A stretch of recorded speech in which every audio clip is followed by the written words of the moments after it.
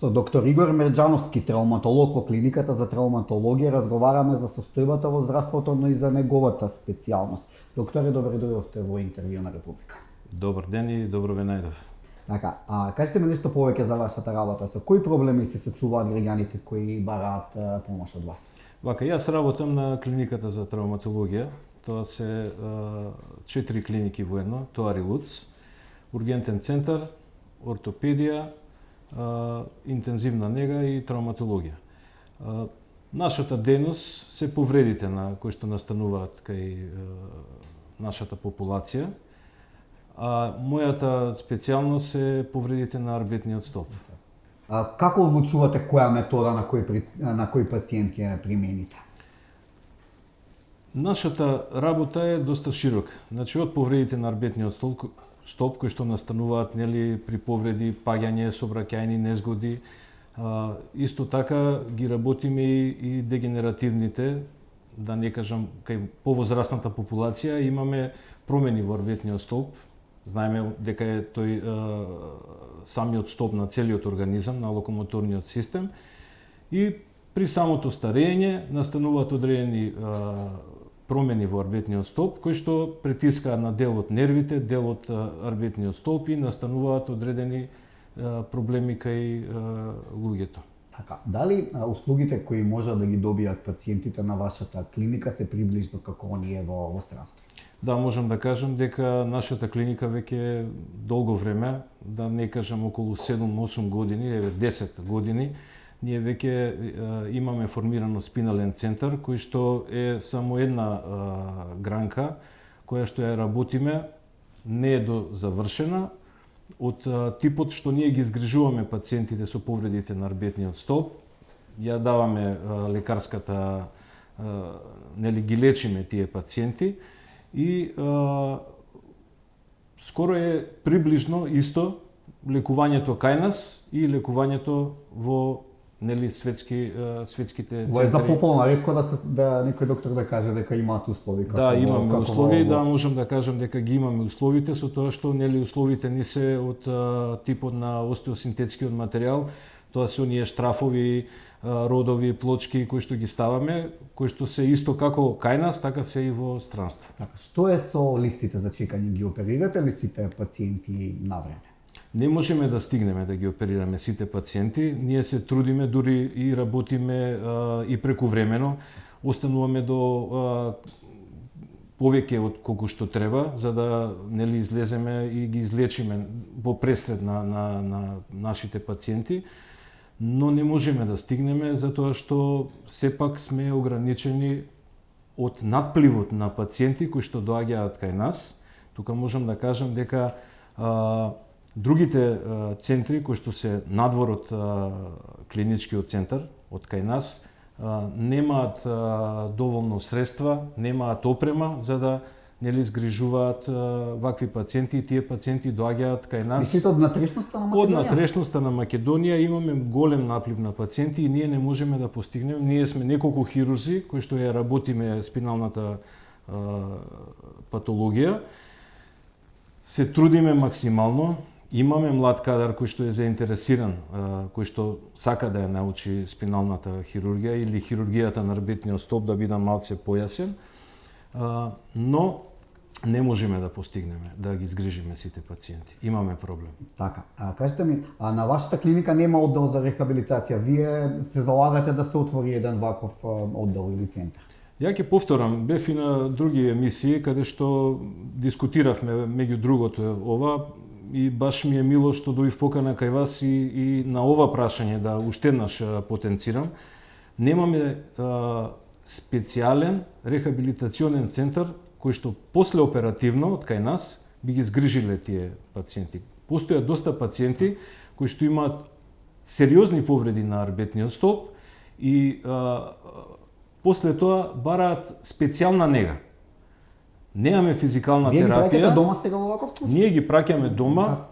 Луѓето се снајдуваат, имавме неколку случаи каде што бараат донации за рехабилитација така во странски центри, но се надевам дека во скоро време тоа стои како една незавршена работа кај нас. Иницијативата е од мене, и од моите колеги да, ако успееме да направиме таков рехабилитационен центар за повреди на арбетниот столб, каде што ќе бидат пациентите згрижени исто како што се згрижуваат во странските европските земји. Така, а вашите постови на Facebook предизвикуваат внимание. Еден таков пост беше неодамна, кај што обрнавте дека нема доволно операциони сали беше. Вака, ние имавме проблем со операционите сали, имаше некој мал дефект, имавме застој од 3 дена, не можевме да оперираме тие 3 дена. Зашто е застојот? Застојот е затоа што клиниката која што требаше да се изгради и да се реновира или да се направи нешто, тоа се веќе застарени системи, 50 на години, ако не се и повеќе сега, не знам колку е стар клиничкиот центар. Иако покрај тоа што нас ни е овозможено да ги имаме сите тие рентген апарати, тој систем за операции, сите системи за операции ги имаме најнови, ете имавме некој дефект кој што им требаше неколку дена да го санираат и добро е што ете го санира, па се надевам дека во скоро време ќе успееме да направиме некоја си нова клиника која што ќе биде со нови системи, да немаме вакви проблеми. Така, докторе, кој е главниот проблем со кој се соочува македонското здравство?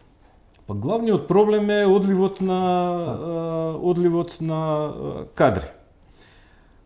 Другиот проблем е вработувањето на несоодветни кадри. Во нашата клиника немаме таков проблем, но еве глобално ќе зборам за целото здравство, она што го слушам и што го гледам. На нашата клиника имаме вработени доктори кои што навистина си ја завршуваат својата работа и 15-16 хирурзи сме на травматологија, на ортопедија и таму, сите си ја работат својата работа како што треба, но слушам и гледам дека во одредени области на други места дека се вработуваат несоодветни кадри.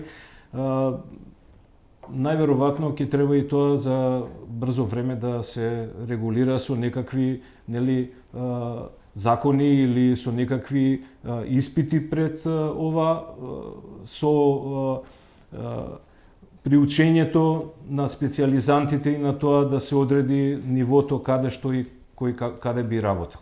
Така, при неколку ги спомнахте специјализантите, при неколку дена имаа протести, тие ќе ни заменат ли тие? Прави ли доволно државата да ги Они имаат подршка од сите нас докторите и се надевам дека нема да заминат, затоа што излегле да протестираат, мислам дека ќе истраат во тоа и тие се протестанти кои што сакаат да останат во Македонија и само треба да им се... Но треба поддршка од државата да се мотивираат да останат доколку не им се обезбедат услови никакви, значи и тие ќе заминат. Па да се надеваме дека нема да заминат затоа што после тоа нема нас кој да не лечи. Не разбирате, така да имаат голема поддршка од нас од лекарите, се надевам дека и државата во блиско време ќе им излезе во пресред за да им ги исполни тие барања. Се разбира, ние без нив не можеме да работиме. Верувајте, тоа се наши десни и леви раце во текот на сите интервенции, на сите лекувања кои што ги имаме, они буквално ни ја работат целата работа. Така, докторе, кажете ми нешто повеќе за вашата специјалност. Од што најчесто настануваат повреди на арбетниот столб кај луѓето? Повредите на арбетниот столб најчести, најстрашни повреди се кај младата популација. Тоа се овие екстремни спортови кои што ги прават. Знаеме дека кај младава популација адреналинот е многу на високо ниво и они сакаат да скокаат у базени, сакаат да возат мотори, сакаат со точаци или со велосипеди да прават некои екзибиции, да спортуваат екстремно. При тоа може да настане повреда на арбетниот, поготово на вратниот дел од арбетниот столб, каде што може да настане одземеност. Ние имавме неколку случаеви од овие пациенти, мислам деца, да не кажам, или пациенти во млада возраст, кои што беа и на медиумите бара, значи апелирам да внимаваат и најмногу при скокањето во базени, во вода, Значи тоа е вашиот собет. Верувате ли дека во скоро време може условите во македонското здравство општо, не мора само во вашиот одел да го достигнат нивото на приватните клиники или како тие на странстве? Се пофаливте дека во вашиот одел дека е добра состојбата, но што е во мојот одел е добра. Треба нели да се дисперзира здравството, но постои еден проблем кој што е настанат, што 2013-14 година мислам дека имавме проект од тогашниот министер за здравство да дел од специјалистите се праќаат на обуки во странство. Обуките во странство јас сум еден продукт кој што беше праќан по такви центри низ светот, каде што моето знаење го црпев од таму. Тој проект го нема веќе.